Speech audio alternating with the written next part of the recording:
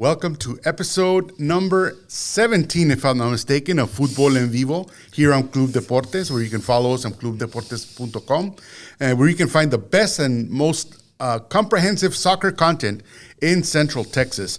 I am your temporary host for this week, as our esteemed leader, Eric McCoy, is off today, so you get to hear only David Alvarez and myself to fend for ourselves and talk about everything that happened over the weekend in soccer. So we have a very, very full show for you today. But first of all, let's talk about Austin FC.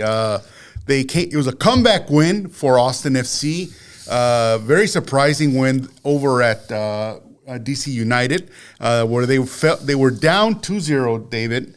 But then suddenly, after the halfway mark, they were up by one man as the guy that scored the 2 goals for them was sent off. 2-3. That was, I mean, I think it's historical for Austin to come back like that, to have a win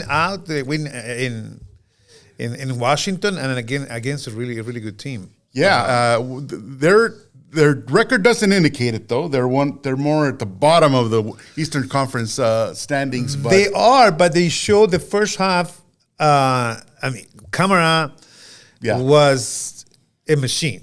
I mean, that kid. I mean, and the high pressure that Washington had. Yeah. I mean, we couldn't cope with it.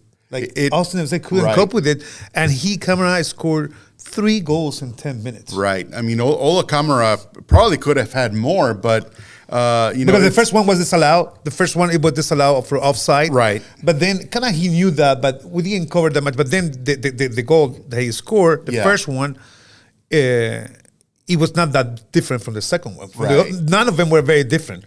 I mean, he was actually kicking the ball with nobody on him. Yeah, it's like nobody was marking not him. Even that is 6 true. feet from him. Like, he was so by he himself. He was especially really one by of them. himself. Yeah, but especially the first goal. I mean, there was nobody within 10 feet. I think look at the highlights here. That's exactly what we're talking about, because and you have to realize this kid Hopkins, 17 years old, for Washington, and the player from the Salvadorian national team. What was his name? Este chico. Yeah. Kick goal. That was the goal. Yeah, that disallowed goal. That's the disallowed goal. But this one, I like this one because that's what I'm talking about. Nobody marked them. I mean, but it was the pass from. That was a beautiful, gorgeous assist. Yeah, that was a good goal. And this is where the problems sort of started for DC United because he took off his jersey, and which is any player knows that's going to happen to him. But look at that assist. It would be worth mentioning that he took off his jersey in honor of his grandmother who passed away. That Najar was the pass, and that this one was questionable. I really thought. But this one you have to think about. Urruti, in this case, he should have kicked the ball way before that. Yeah, because he knew it was offside. Right, he knew it was offside. So that was for me Urruti's fault. It was his fault not knowing that. And that was the one who was by himself. That one was the one that was by himself. Totally by himself. And he's nobody. He's the DC but look United at how they started. Scorer. They started from a corner kick, a setup piece on the corner kick. They caught him asleep. Go back, everybody thought he was going to put it in the front. No, they put it back. But look at how, I mean, if we look at it again, they were super disorganized, the defense. But this, Fagundes in this one was beautiful, and I think Alex Ring took a great decision there, give the pass to Cascante. Cascante was a little bit behind. But then Drusi had a chance, and then the goalie finally got it, but there were so many chances in one play. They had a pretty good attack. I was proud for that pass. Look at Drusi had that chance, and he got it back. He kicked it really bad. It was a bad. But then Fagundes, and they're there. He could have kicked the ball, Alex Ring, and he did the good pass. Yeah, it was just a little bit too high for Cascante, which is, it's not his position. So, but that showed that. But they showed some fight. Yeah. Now this is the play That's the play. That's the play that decides pretty much the game, because I think Drusi won an Oscar with that. Look at that's an Oscar. That's Oscar. That's an Oscar. He embellished a little bit. Oh my God! But if you look at the replay, it was a foul. It was a foul. It was a foul. He just embellished it. And you feel and bad the pressure for the player. on the referee too. Yeah, see, like he took it from the left and the right. No need to do that. Camera, what is he doing in the back? Right, and number 9. What is he doing? And apart from all that, if you look at his left hand, he grabs him from the front as well. So he could have been called for either one of those movements. Yeah, and it's unfortunate, with 2 yellow cards. But this was This one was important. Who did it? Holson. Danny Holson. That we would talk so bad about him. Everybody talk bad about him. Except me. I always thought that he had something there. But that was with the weak foot. Yeah, with the left weak foot. Yeah. But then he has, look at that assist. Jimenez, I believe. It was Jimenez. Yeah. Wow. Okay. What an assist by Jimenez to introducing that. It could have been to Fagundes as well. They were both open. Yeah. It's just that Drusi got there just a split second before. I like the fact that they repeat the same play 3 times. It's the same play. Yeah, it's the same play. Cascante for Jimenez, and Jimenez made the cross. Right. And this kind of very similar. Yeah, this because Holson almost had one of the most beautiful goals of the year, probably. Yeah, and so with the left too. Right, and we did speculate for a few weeks. It's worth mentioning we don't have Cecilio still. We may not have Cecilio still. But so I asked, look, the same. Right. They will get again Fagundes. Right. Fagundes for Gabrielson, and then that was a big error by the goalie. That was a big mistake. He knew it. Right. It wasn't right. It wasn't so much a good play by Austin FC. It was just they played so that they could have a chance for the ball to go in, and it did. And then they had the chance there. They had the chance, and you could tell at the end of the game the excitement the players had of this kind of win because if I'm not mistaken, they said they made a big deal about one of only the 5th team to come back from a 2-0 deficit that late in the game. So it was a historic win for Austin FC. So you can't take anything away from them. Yeah, they could have been a little bit better most of the game. They were a little slow, but I think the changes that Coach Wolf made at halftime to adjust to get his best players out there, knowing that he had a man advantage. I think it worked. Obviously. It worked. Yeah, no doubt about it. I think, and then everybody talk about the lineups. At the beginning, it looks kind of like good lineups. Yeah, it's honestly the Johan Valencia, Danny Pereira pairing sort of gave me a little bit of pause because I didn't think Valencia had a particularly good game, to be honest. And I think neither Lima or Urruti were not very effective. Yeah, they weren't very effective. And you were right. Had off days. And you were right about that was exactly the right changes that you expected from a coach. Right. That we never had last year. Every time was a wrong substitution every time. And this time, Wolf got it. Yeah, he got it right. He got all those guys. Got the Holson. He got Comanich. He needs to be playing. From the start, right? Yeah. He needs to be playing from the start. Comanich needs to start from now on. Yeah. There's no doubt about it. No doubt about crosses, like his corner, just the fact that he took a corner from the left side. Nobody does that. Very few teams can do that. And put it in a position where your teammates have a chance to get a header on there or a foot or something. That's half the battle. Just get it into position for his teammates to do something with it. Because you've seen many players that try to kick from the corner and they kick it low or they kick it too high. Or or without any spin or just off, but he consistently puts it in good positions. Yeah, and he really needs to be on there. I think that was the good thing about this game. Not only is they came back, but we took a lot of lessons from it. One of them, I think nobody is missing Cecilio. But probably a different theme. But there's a different conversation. But I never really miss him, So I'm very happy that we have these options today. Right. We don't have to worry about that, and I think I didn't miss other players too that did not play. But overall, the substitution was great because, honestly, I don't know what we could have done if Camara would stay, and not only Najar. And Najar and Hopkins, the way the kid, 17-year-old for Washington, D.C., and Najar, national team player for El Salvador. 29, what a quality he had. He gave the assist to Camara for one of the goals with a header. And every time he touched the ball, it was so dangerous. I'm so glad that Camara and Najar were not able to play in the second half because I don't think we could have done what we did. Yeah. Without that. But Right, and another player that was very dangerous for DC United is ex-Atlanta United player Julian Gressel. He played very well.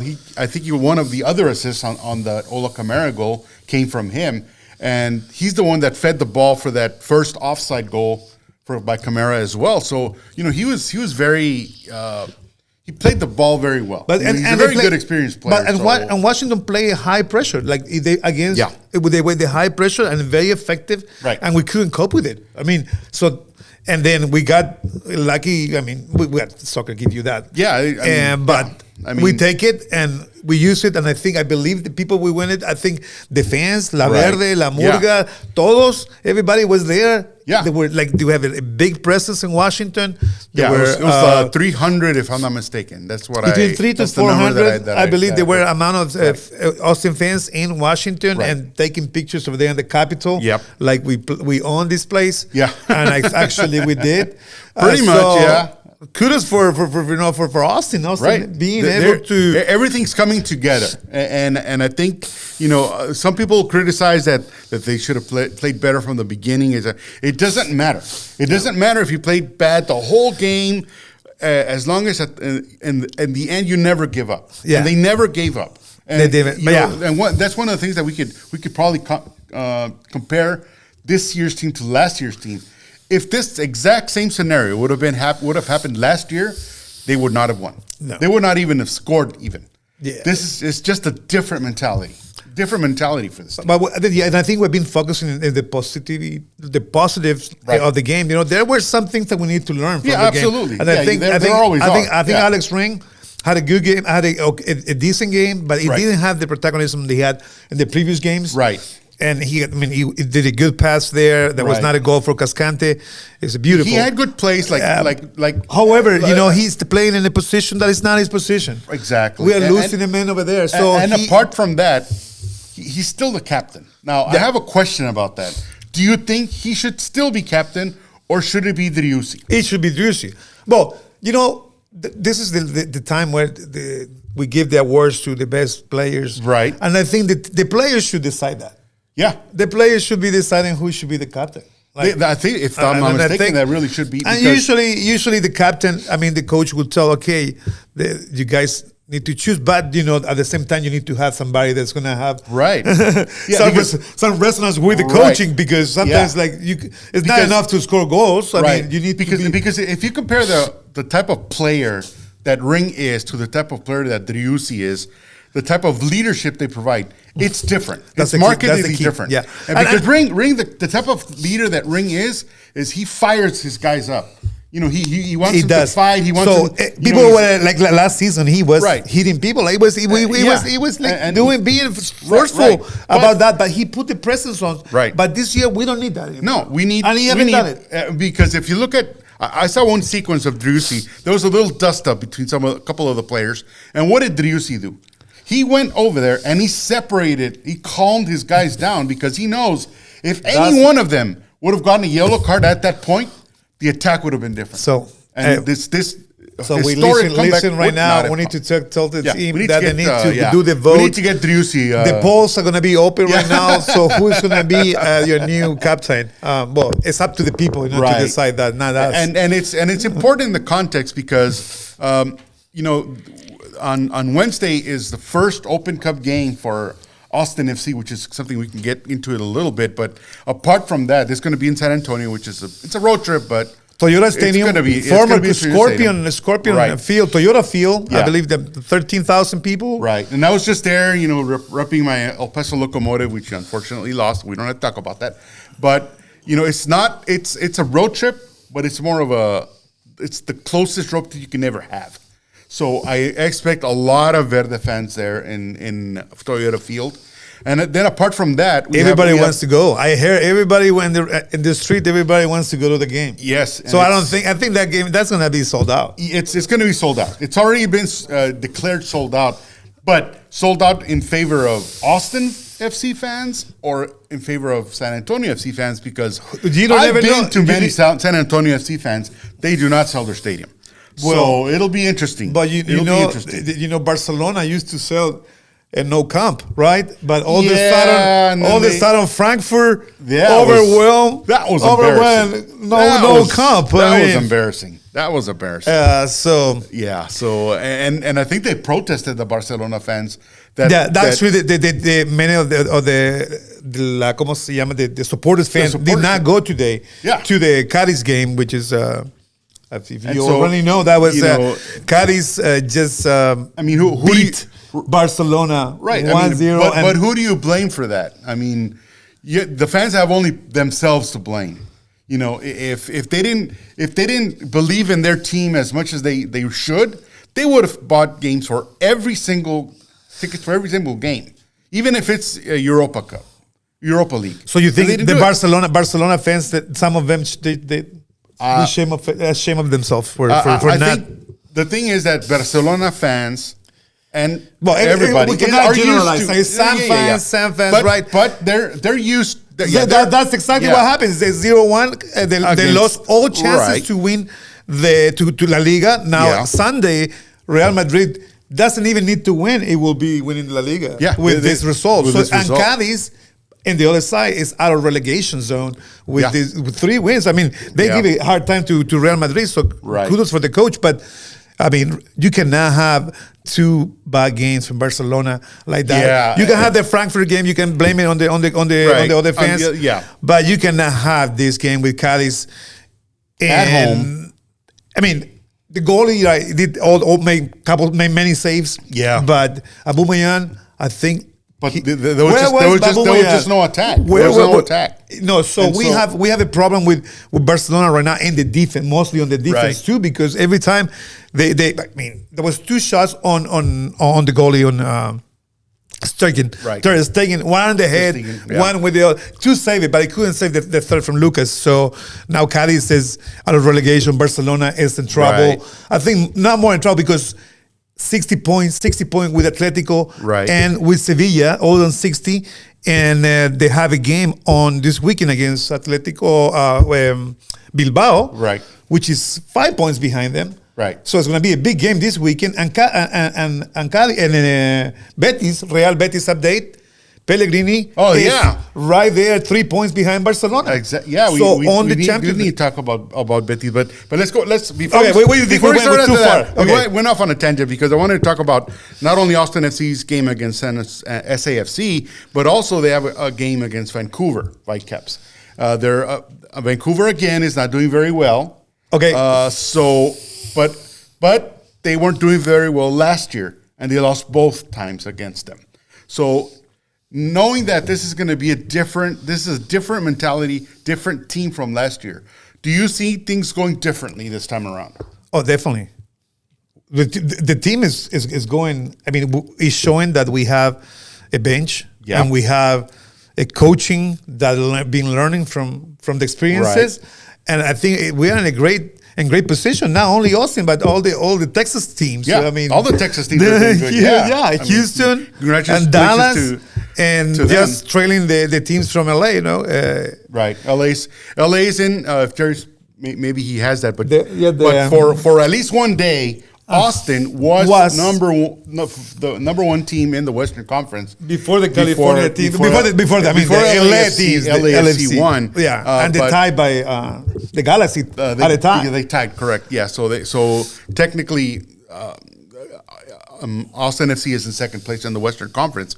So that bodes well in the sense that, like you mentioned, I think the biggest difference between last year's team and this year's team is not only the depth, but the quality of the depth of the roster that we have.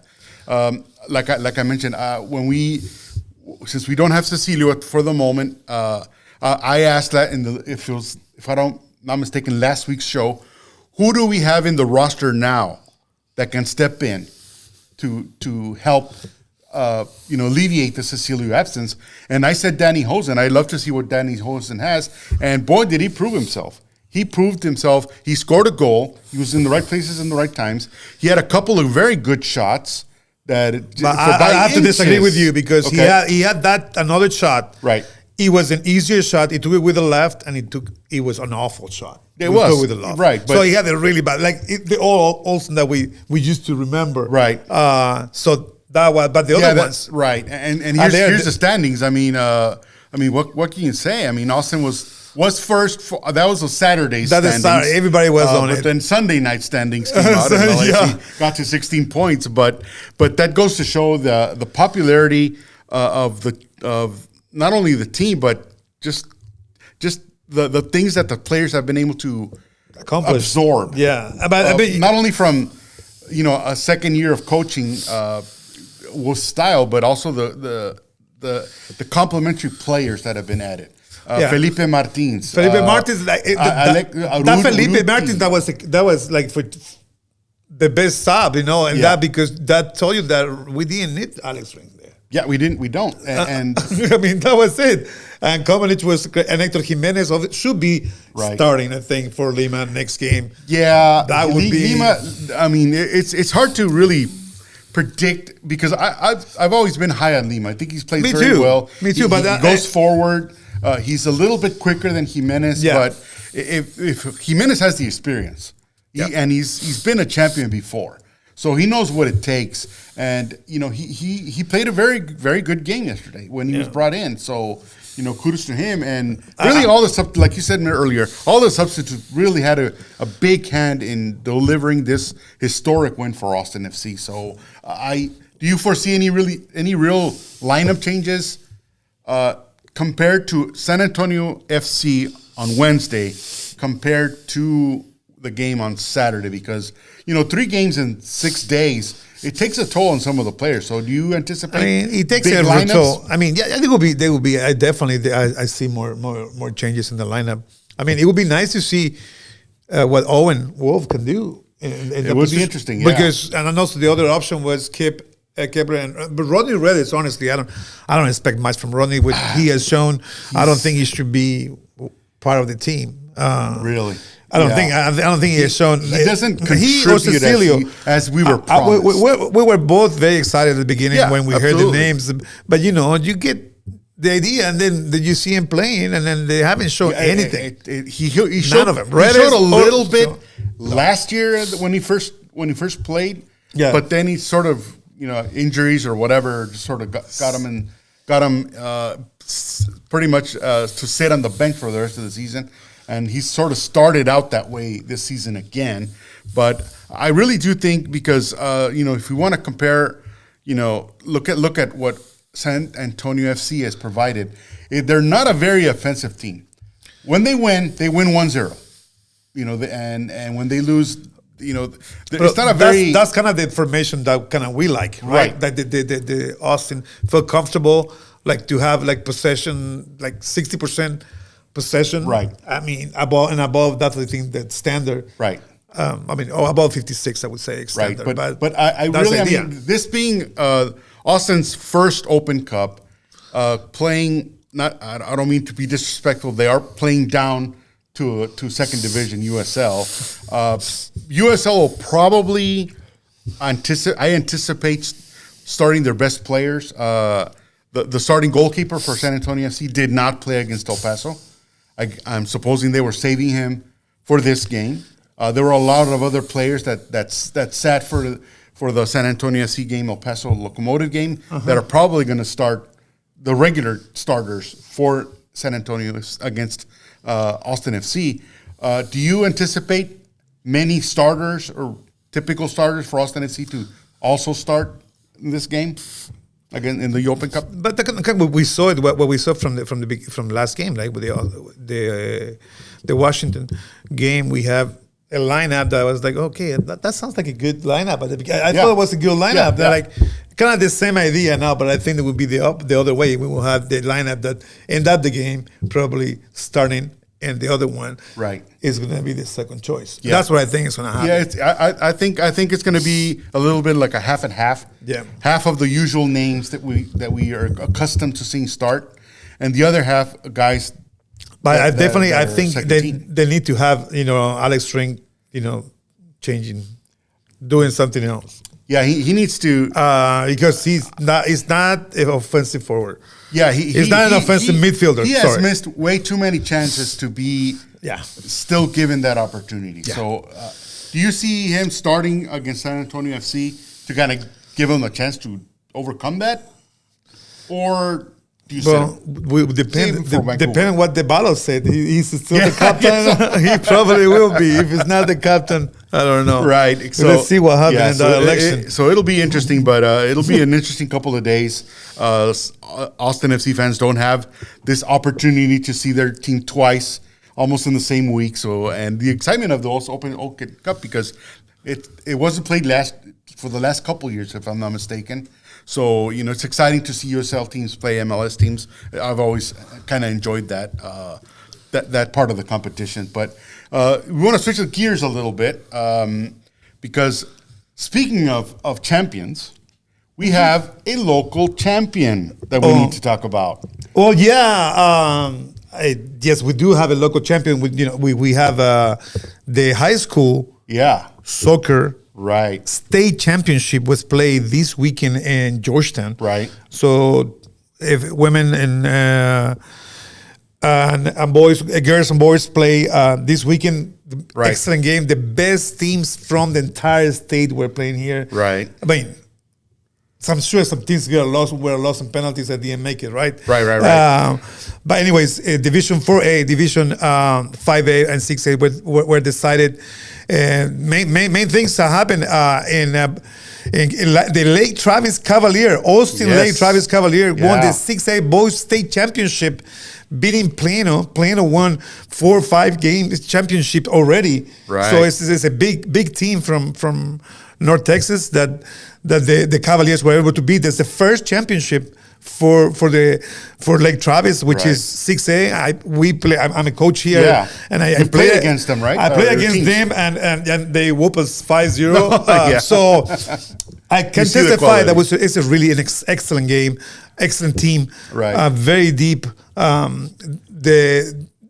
The final game actually was decided on penalty kicks after 0-0 and another overtime 0-0. Right. But Lake Travis did dominate 8 shots over 2 shots. Right. Yeah. And the MVP of the game actually was Plano goalie. Yeah. There was one crossbar for Lake Travis. Right. But overall, the MVP of the game actually was Lake Travis sophomore goalie Adam Shantz. Yeah. And overall MVP, Alex Bedke, forward, amazing amount of goals he scored. Yeah. I've seen this kid score like for 3 years, telling you. Yeah. He scored. It's a machine. I think he should be playing for Austin FC.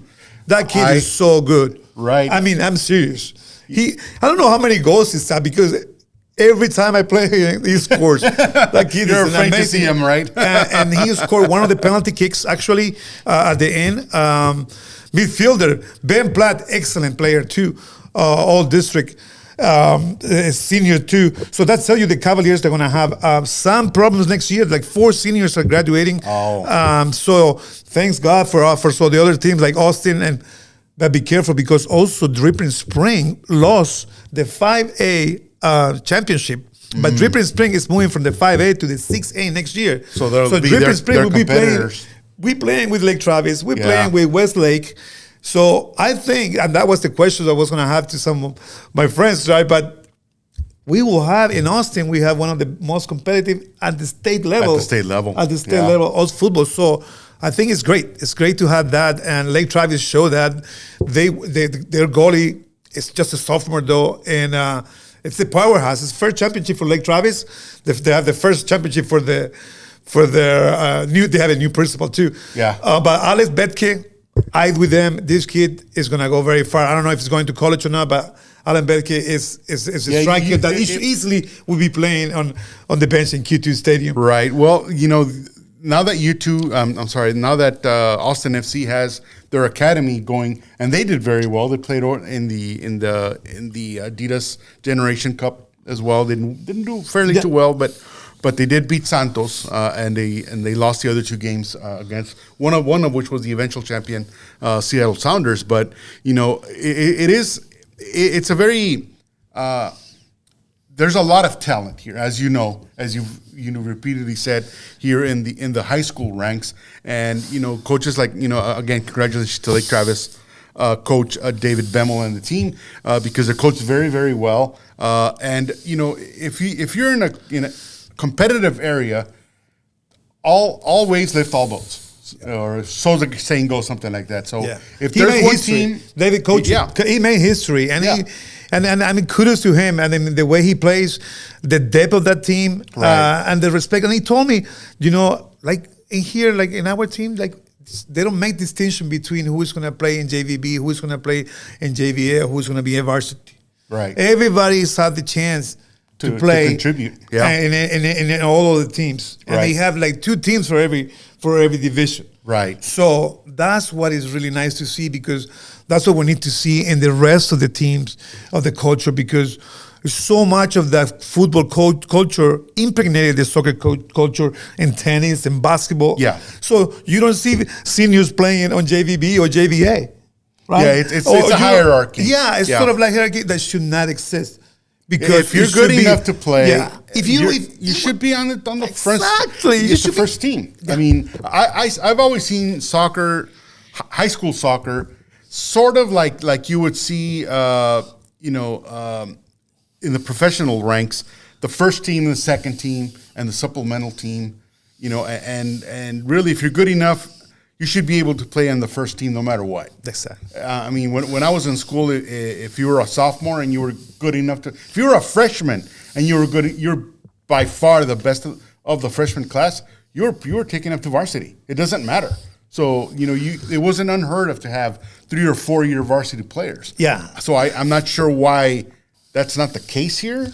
Well, that's not the case in many schools. Because there's sort of a tradition. And then some of the seniors, they don't want to play with JVB.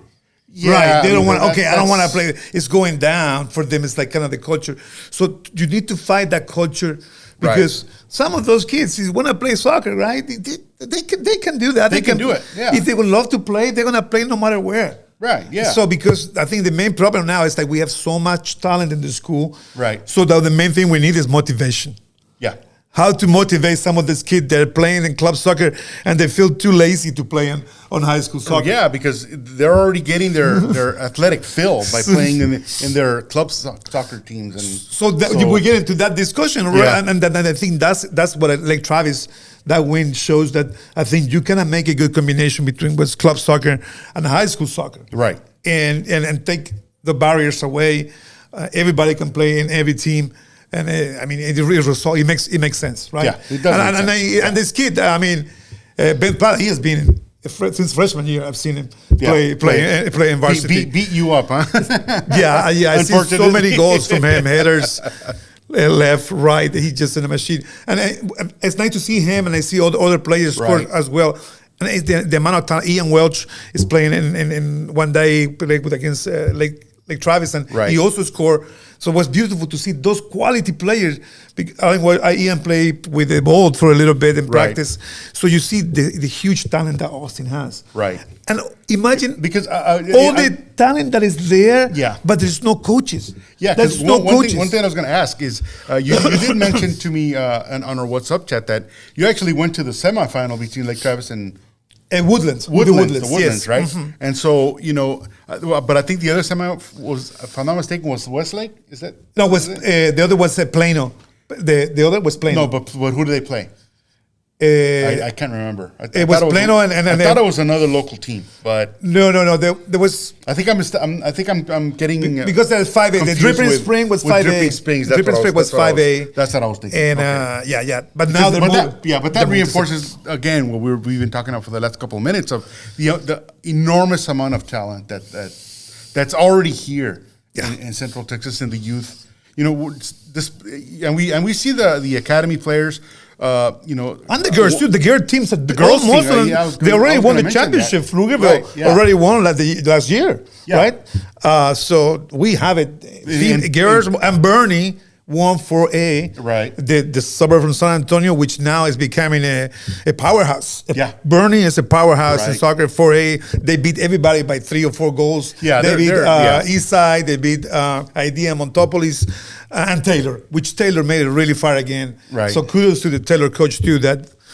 And they just need to keep going. But here, Northeast went farther than anybody could have here in 5A, even though it's a 4A school with less than 1,000 students. But the big history this year, I think, was Lake Travis winning, and I think Northeast reaching so far, and women Austin High too. Yeah, they were able to make it. The all district. We had the girls. Yeah. That was Lake Travis as well. So these players are returning as well, if I'm not mistaken. So Lake Travis is suddenly becoming a little bit of a powerhouse here for both boys and girls. Boys soccer. And girls, yeah, definitely. They are a powerhouse, and on Westlake it is too. Yeah. And Bowie it is too, and Del Valle it is too. Right. And then now we had Ripper Spring too. Johnston is coming. Johnson also coming with 300 students. It's going to be a big school. I don't know how good they're going to be in soccer, but yeah, definitely Austin is already a soccer powerhouse in the state. And that bodes well for the area, because if those teams are good, the other their rivals and the other members of the 6A and 5A and all those, they're going to have to be better as well. And so that comes into play what you had just mentioned about Anderson is coming to 6A too. Right. And Anderson. So they're not only going to have to look within their varsity team, but if they want to really compete with Lake Travis's and Morrill Falls of the world, they're going to have to look into the freshmen. The guys that are in 8th grade right now, next year are going to be freshmen. The freshmen right now, they're going to be sophomores next year. They got to look at them. Yeah, definitely. They got to look at them because... you're exactly right. And that happened like many times. So many schools really concentrate on having just a varsity team. Maybe have a JVA and a varsity, but not a JVB. Right. So they can put everything on the varsity team, but there's no development. So you miss that. You have many JVA teams that become really weak. Right. Because everybody goes to varsity, and then you have a JVB that is stronger than the JVA. It really is a balancing act. So you need to have a JVA team that is going to be the feeding team for the varsity, right? So that's what it needs to happen. And you're talking exactly why it needs to be done. Yeah. And the more this is done, the more the schools take care of soccer, right? Oh yeah. If the schools take care of soccer, they pay an eye to it.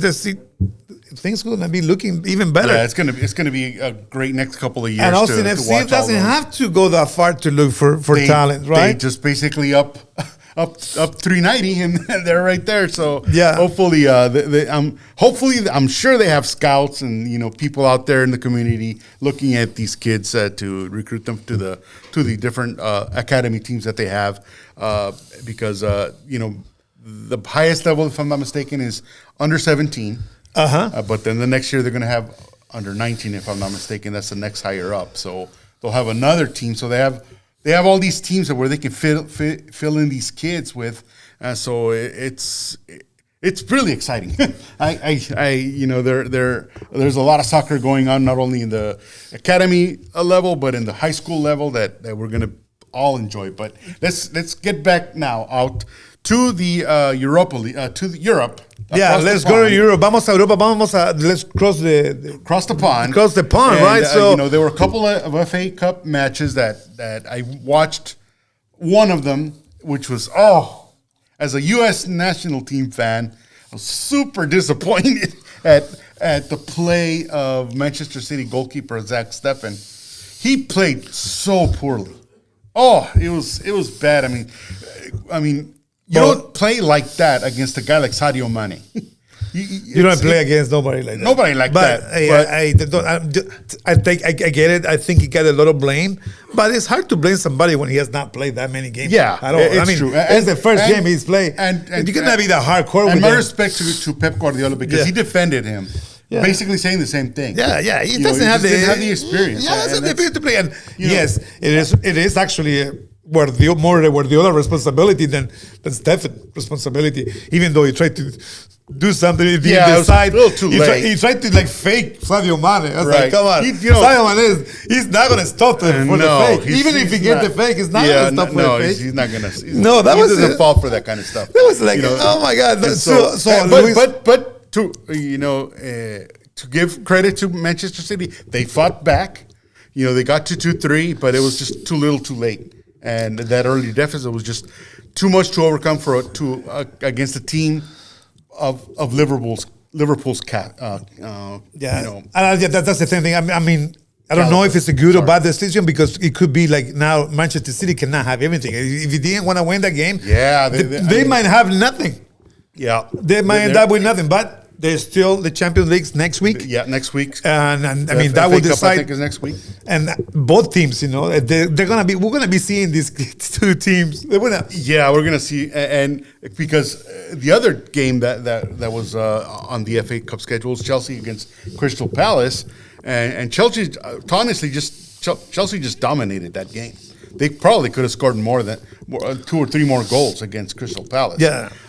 Werner is like having a comeback, huh? Yeah, was doing really well. Lukaku, he again had his chances, but it just didn't work out for him. So I don't know how that bodes for his confidence that he can't finish these kinds of things. But he was there. He was right there, ready to Ziyech as well. He had a shot, pretty much open goal, and he missed it too. So, but Chelsea. They are probably out of the Premier League. Yeah, they're out of the Premier League, no doubt about it. They're firmly in 3rd place behind Liverpool. Firmly, that's true. But then after that, nothing is for certain because Tottenham they lost. Wow, what a way to lose too! The last minute. Oh, that was. I'm not a Tottenham fan. I'm not a Spurs fan, but boy, that was a heartbreaking loss there, right there against who did they play? I can't. Brighton. And so and so that there's that loss, but that's why I like about soccer that you can have one of your teams do very well in one league and another one of your teams do super badly on another. But then you have there, like Manchester United won 3-3 with a hat trick by Cristiano Ronaldo, which is kind of bad news today. Yeah. But that meant that Manchester United is still fighting with the Spurs for the Champions League. Arsenal is getting stagnated with 54. Yeah. And West Ham 52. I had high hopes for Arsenal, really, and they just stunk it up for the last couple lost 3 in a row. Yeah, that's really hard for Arsenal. So Man United, without the consistency, losing, winning, tying, winning, still up there. But the surprise was Tottenham, which has been playing at the highest level. Right. Like 4 wins in a row. Son playing, unbelievable. Right. I don't know what happened. This was like, I think Brighton had a really good plan, and it's a really good coach. I got kudos to them too. Right. So it's showing, the level of the league. But at the bottom was more surprising that we have Leeds United is winning again and is still getting out. They're outside the relegation zone. Yeah. Along with Everton, which is 28, right? But Burnley, Watford, and Norwich still in relegation zone. But Leeds and Everton, Aston Villa lost 4 games in a row. So they're in danger over there. But Newcastle won at the last minute. At the last minute. At the last minute, and that means that they're almost out of there. But it's really bad. Here's the standings here for Premier League, and if they're most of the teams have 31 games played, and I think it's 34 if I'm not mistaken, or 36 games total. So they have 3 or 4 more games to decide the Premier League and who's going to stay and who's going to go. Everton is still have to fight there, and I think Leeds is still not out of the blue. So Aston Villa and Newcastle can, I think, respite a little bit. But in the top, I think Wolves and Leicester still have the chance to catch up to West Ham and Arsenal. Because Arsenal, I don't know what they're going to do because they haven't won. They've been in terrible form the last I don't know, and with the quality of the players, and just show me that Arteta is not the answer because he have changed the entire team. Xhaka is the only player that stayed from the last administration in MI, So, which is in Villarreal is playing the Champions League right now. Right. We want to have the Champions League next week. Yeah, that's going to be another thing that we need to talk about is the champions. Now that Chelsea lost, Real Madrid is up in the still alive. Liverpool's still alive. Man City's still alive. So there's a lot of there's going to be a lot of balancing. Then we just talked about balancing for Austin FC 3 games in 3 weeks. Now do that for the next couple of weeks in the most important championships in the world, which is Premier League, Champions League, and in this case, FA Cup for Liverpool and Chelsea. Chelsea doesn't have to worry about it anymore because they're out of. Imagine that's first world problem because really the championship here, Lake Travis and the Woodland and Plano, they have to one game, one day break before the other game. Back to back games, right? So back to they don't have much of a respite, right? Yeah, but they're 15 and 16 years old. They can hack it. Okay, I guess they can, but yeah, definitely it's a big issue. But hey, that's gonna be. I mean, I can't wait. I can't wait to see those games. Yeah. What are your predictions against now that Chelsea's not there? For the Champions League. Yeah. Do we have Jerry? If you could probably maybe bring that up, but I really don't see. Yeah, that's the one. The semis. God, it's La Liga versus Premier League. That's classic, man. La Liga versus Premier League, which shows you how strong La Liga has becoming. Cadiz able to beat Barcelona, a powerhouse with players that you never heard of. Yeah, we'll talk about that. We did talk about that. Yeah, so it's like, imagine. I really see. I would love to see a Liverpool Real Madrid final. I think that would be great. It would be, and that would be a big disappointment for Manchester City because they lost against in the FA Cup against these guys and against Liverpool and they might lose possibly the Premiership to Liverpool as well if they don't put their stuff together in the next few games. So just imagine the powerhouse that Manchester City is. And not come away with any trophies at all. It would be disappointing. It would be disappointing. But it's not going to happen. You don't think it's going to happen? No, it's not going to happen. Where do you see? What's your prediction? I think the final is going to be Man City. Man City is going to play Liverpool. Oh, Man City is going to play Liverpool in the final. Man City, Liverpool, really? Man City, Liverpool is going to be the final. That's what we're talking about. That.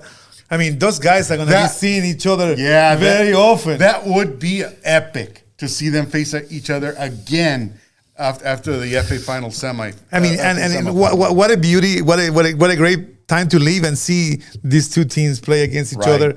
Because every time they play, it's just you're sure that you're gonna have some excitement. You're gonna have some excitement, like when we have with this Roman circus. Yeah, it's great. Oh yeah, live for that, right? And it's so exciting to see those players play at that level, right? And how well they know each other, how well they know what to do. Every substitution is going to be important. And it's going to be decisive. Yeah. And the talk.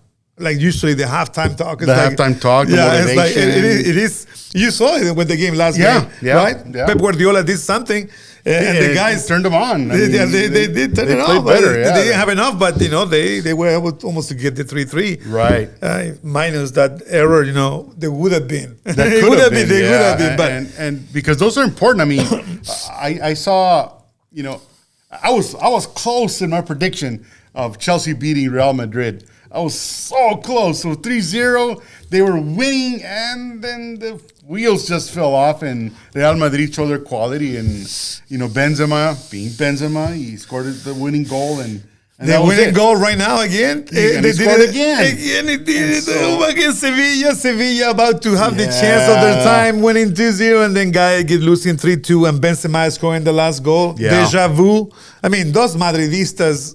That might be like you can never take your eye off. We have superpowers.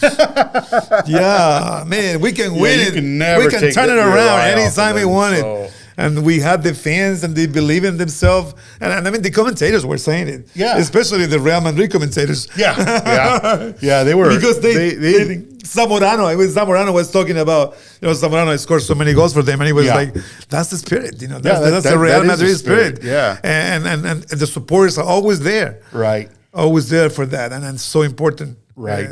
Number 13. right? Number 13, number 12, sorry. Number 12. Number 12. Yeah, I was thinking 13 as a coach, but I got you. Yeah, 12, 13. I got the idea. I got the idea. But definitely, I think that's going to be it. I mean, what else do we have this week? Any other big games this week? I know tomorrow it's going to be a big game, right? On Wednesday. Tomorrow is the Open Cup. No, the Premier. The Premier. Oh, I'm sorry, the Premiership. Yeah. So it's going to be tomorrow's the Premiership games. Liverpool, I think. Liverpool, yeah. I think the first one's Liverpool. I forgot. I don't even remember the other team, to be honest, right now. Manchester City. Liverpool, Manchester City, we see him all the time, right? No, but tomorrow is going to be is Liverpool Man United. Yeah. Liverpool Man United. That's the big one. That's the big game. And then on Wednesday is the other one, right? Right. But tomorrow also Betis plays Elche and Villarreal Valencia. Those are big games. Yeah, to catch up. Right. But Wednesday we have Chelsea Arsenal. Yeah, catch up games. Yeah, catch up game. Man City, Brighton, and Everton, Leicester. So there's going to be a lot of live in the area, a lot of live soccer. And the big game live. And the big game. What is going to be the big game on Saturday, right? On Saturday, for what? For Premier League? Not for the war, like the war is going to be crazy about what happened in Austin. Oh, sure. Well, that game you mean? Yeah, at 7:30. Yeah, it's going to be 7:30. Yeah, 7:30 at Q2 Stadium, and it's going to be exciting because suddenly this season Q2 Stadium has become a fortress, and where the fans are loud. They don't shut up. They don't sit down. And I'm not talking just the supporter section. I'm talking the whole stadium. It's loud. I have to go again to the games. So so tickets are suddenly hot again. Everybody wants to go, especially like we mentioned earlier, with a chance of a pretty low Vancouver team at the moment in the standings, coming into the stadium with a rejuvenated roster that Austin FC suddenly has. And, people are anticipating a win. I'm anticipating a win. What do you think? Is it? It's going to be a win. It's going to be 3-0 win. 3-0. 3-0 win. I think Drussi is going to score and Fagundes. Right. Drussi, and it's going to be a header, but I don't know. I cannot see who does the header. Oh, I believe that's going to be a cross, another Fagundes cross. Right. I think what I would personally love to see is Austin FC's first hat trick. Oh, that would be nice. We haven't had that one yet. But is Gite going to play? No, he's not going to play. Gite's going to play against San Antonio FC. So we will see that game. We will see that game on Wednesday. Yeah, we will see. Are you going to go to that game on Wednesday, by the way? If I get an invitation, I'll definitely will go. No doubt about it. I want to go away. I always want to go to San Antonio. I mean, you used to have that big rivalry, before in the old days with the Austin Aztec. Right, way back, against the Scorpions. Right? That was just a classic. And so now it's the different teams, right? But different names, but it's the same spirit, the same cities. Yeah, same cities. The same supporters. Right. The supporters haven't changed. They're still there. They're still there. We're still here. They're still there. And I'll be honest. Central Texas powerhouses. And I know it's going to come up, but I think San Antonio FC fans are still pretty salty about not getting the MLS team that Austin got. Yeah, because they did all the right moves. Unfortunately, if I'm not mistaken, the previous two mayors for San Antonio did not support the MLS going to San Antonio as well. But I don't know about that, but I mean, it could be. But there's many things that happen. That we have a team that was sold. The Scorpion got sold, and it was now I think the city and the county, Bejar County, and the city took ownership of the team. Yeah, they own the stadium, and they loan. Yeah. I believe there's a rent. They're renting right now. That the option there's a loan, but it's nothing for sure, right? You're right. So I think they have it's not looking likely. But anyways, to get it, there's a lot. I think San Antonio's the leadership of the team is the same as the Spurs. I think so. Yeah, I think so. This is San Antonio. So they have the financial backing. I think for one of the in the contract with the city and the county was that in about 7 or 5 years they needed to make it to the MLS. Otherwise, they're going to give the rights to another team, to another ownership group. Yeah, exactly. Yeah, I mean, we've heard rumblings here and there, but honestly, having 4 teams in Texas, it wasn't looking good because of the lack of support from Dallas and Houston for their MLS teams, except this year.